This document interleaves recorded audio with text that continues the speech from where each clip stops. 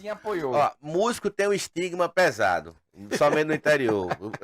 Isso é todo canto. Não, mas eu usei no interior era pesado na minha época, porque músico era o seguinte, músico era maconheiro, prostituto, sem futuro, e quando olhava pra... Preguiçoso. Não, vagabundo, É, era isso. O cara chegava, a filha que apresentava a mãe, dizia assim, ó, meu, porque essa namorada, ó, tudo bom? Porque no interior é filho de quem, né? Filho de Aí, quem? filho de quem? Ó, o filho de Celso. Era o nome do meu pai. Aí dizia, Até aí, Celso, até aí Celso não, tava porque bom. meu pai também não era boa referência, não.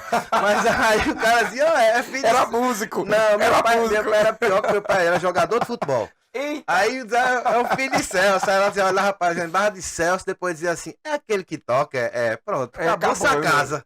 Tinha mais referência nenhuma de boa, né? Hoje em dia é diferente, né? O negócio hoje em dia você tem outro nível de situação. Mas foi mais ou menos assim meu começo, cara. Aí como é que tu chegou aqui no Excesso? Então, antes do Excesso, eu vim morar aqui em Recife de favor, né? Porque na verdade aí também é outra coisa que eu sempre enalteço é o poder da música. Eu sou de uma família muito pobre de Pesqueira, porém sou filho de duas mães, porque minha mãe, Jane... Não é nem biológica, é minha mãe e minha avó. Sim, Porque eu fui criado por minha avó, que é assim, que não me deixou, nos deixou há pouco tempo. E assim, minha avó é o amor da minha vida, né? Eu devo... Tudo que eu sou, assim, eu devo a ela. Sabe, assim, ela era uma mulher muito peculiar. Por exemplo, minha avó era uma mulher negra que era preconceituosa. Você era louco as coisas dela assim, sabe? Mas minha avó era daquela que era dura, mas tinha um coração mole. Mas assim, eu não tinha muito aquela coisa sabe, do carinho, do alisado, eu te amo, nunca teve isso. Mas o jeito dela dizer que amava, ela fazia tudo o que eu queria, sabe?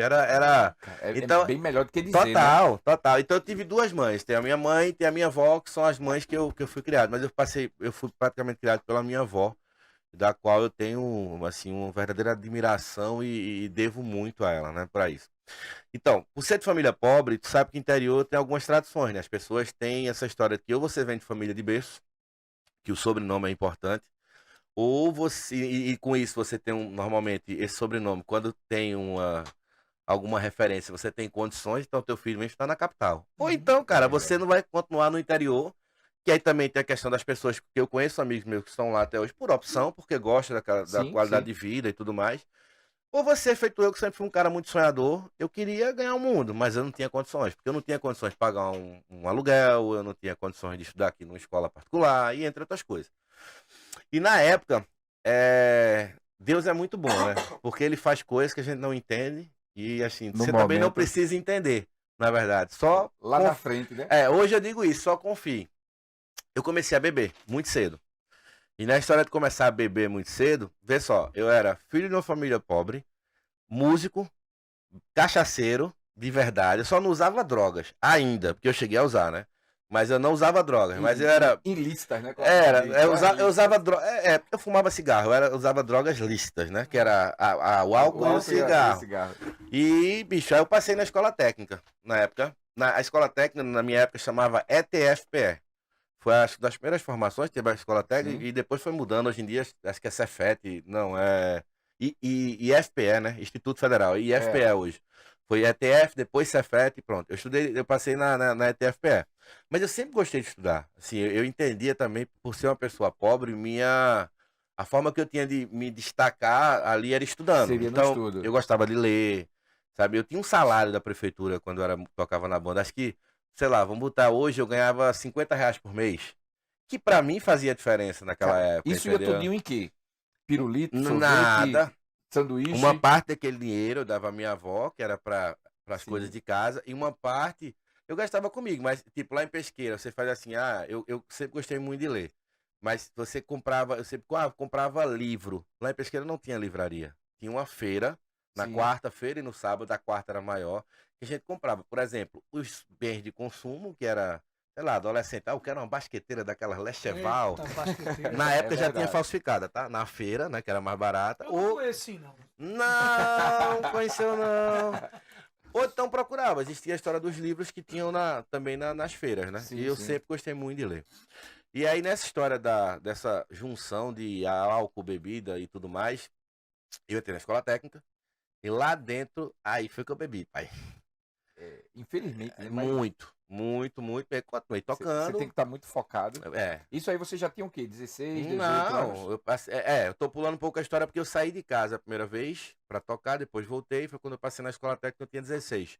Mas assim, Aí veio pra cá, pra Recife. eu vim pra Recife, eu tinha 16 anos de idade, porque eu passei 2 semestres, 1 ano na escola técnica, e aí quando eu passei 1 ano na escola técnica, eu meio que fui convidado, né, a me transferir, né, assim, só que eu não tinha condições de vir pra cá. E aí entra na minha vida um desses achados de Deus, porque o álcool me fez ficar perdido e através desse perder eu me encontrei. Tem um grande amigo meu de infância que chama Hugo Barros. E os pais dele, seu Heleno Barros e Dona Isabel Barros, eles são empresários da cidade. E seu Heleno já foi vice-prefeito, né? E Dona Isabel ela foi vereadora já. Mas isso depois. Na época eles eram empresários lá na cidade, comerciantes. E um dia o Guinho, que é esse meu amigo, chamei ele de Huguinho, ele me fez um convite, assim, tipo, ó, se tu quiser ir pra Recife morar lá em casa, eu falo com o papai. Eu disse, pô, fala hoje, né? Perguntando se músico quer tocar. E aí eu lembro coisa. que. Posso arrumar minhas malas? E aí, quando deu tudo certo, sabe assim, os pais dele. E eu lembro que o pai dele me falou uma coisa na época muito séria, assim, que era. E o pai dele gosta muito de música, e me falou isso, assim, que a única coisa que ele queria de mim era que eu fosse alguém. Porque na verdade eu tava perdido na cidade, entendeu? Ele só queria que eu fosse alguém. Eu disse, cara, que pedido óbvio, né? Mas não era tão óbvio, não, tá? Na época era óbvio falar, mas não era tão óbvio. É óbvio, mas assim, é muito abstrato. Ser alguém, o que é ser alguém? Não, mas ele falava muito ser alguém com a música, tá? Ele deixava isso bem claro com a música. Mas mesmo assim, esse ser alguém ou ser alguém com a música, pra você parece óbvio. É uma coisa chegar a você, ó. Eu vou, sabe, vou fazer um estúdio tal, vou colocar lá, eu só quero que dê certo. É óbvio, você vai querer que dê certo. Mas não depende só de você. Tem várias coisas no meio, entendeu? E nesse momento dependia muito de mim, mas eu não entendia daquela forma. Bom, eu vim pra cá. Cheguei aqui, Recife com uma mala, não tinha parente nenhum, não conhecia ninguém aqui. Vim morar, mas eu morei num apartamento muito bom, numa área muito boa, todas as refeições. Eu sou tratado até hoje como um filho. Nunca teve distinção de porque eu era um agregado ali, não. Sempre tive tudo de melhor lá dentro, tá? Por isso são os anjos da minha vida, essa família. Eu sou alucinado por eles. Mas mesmo assim eu fiz um monte de besteira. Tá muita besteira, mas muita Como besteira. Como era filho, o filho também faz besteira. Também, né? Só que eu fiz muita besteira, sabe assim. Mas continuava tocando, né? Tive essas histórias e me encontrei com a música.